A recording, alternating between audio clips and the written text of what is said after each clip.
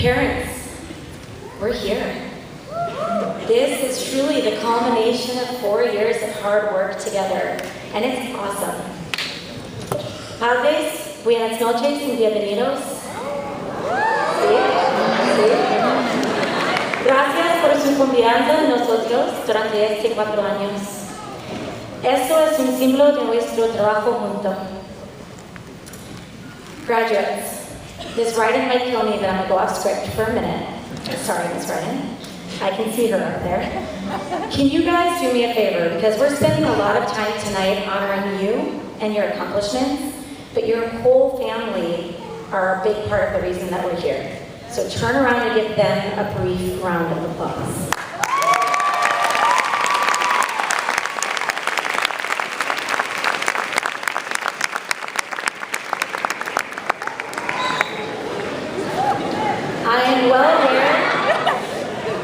I am well aware that this speech is what stands between you and watching your student cross the stage in a moment, so I'm going to try to make it brief but powerful. Graduates, you are about to walk across this stage as high school students and leave a high school graduate. You will never have to wear that polo or those pants together again.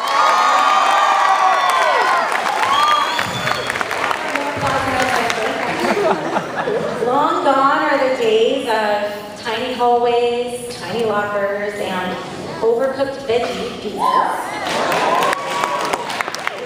But for all the things that you will be leaving behind, I know there's a lot that you will be bringing with you as well. And I hope that my words tonight will be some of the things that stick. I wish everybody in the room could see what I see right now. Eres nuestro futuro. You are our future doctors, lawyers, politicians, teachers. You are our future artists and journalists. The fun part is figuring out who will be what in the years that come.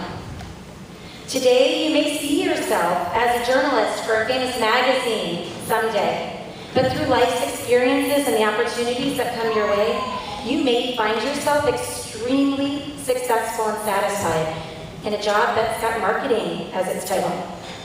Maybe right now you plan to go and become a nurse, but through school and your opportunities there, your life pivots and you end up lobbying for better funding for nurses and medical research. Your destination is so much more about the journey itself and how it shapes your choices. And with each choice, life pivots. Con cada elección, la vida gira. Recently, I've been listening to a podcast called Work Life with Adam Grant.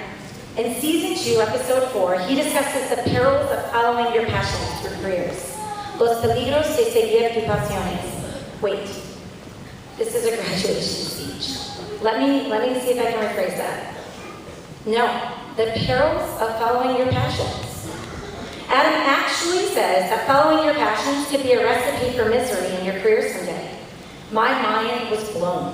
I Googled it, I listened again, and I listened again, and I found out that there's actually a lot on this topic out there. Don't follow your passions. I had never heard such a seemingly dark message explained with so much optimism, and I found it liberating. Quite frankly, I found it true. So while this advice may seem very un-graduation-like, I'm going to stick with it. I care too much about your future success to hold back something that I found to be so powerful. Don't get me wrong, I understand why people say things like, follow your passions. It is important to enjoy the things you'll be spending so much of your life doing. The advice to follow your passions is the issue. Passions themselves are not. I am an educator. I love my job and I am so lucky that I get paid to do what I love. I am also the same person who, for the first 20 years of my life, refused to ever become an educator because my mom was a first grade teacher. And like every good teenage girl, sometimes you reject things that are good for you if your mom is that thing. And that was where I found myself. I was to be a psychologist.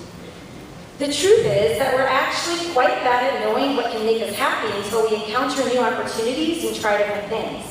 Oftentimes, our initial interests aren't the best gauge of what ends up being our lifelong passion. La mayoría de las veces, nuestras primeras pasiones no son la mejor mía.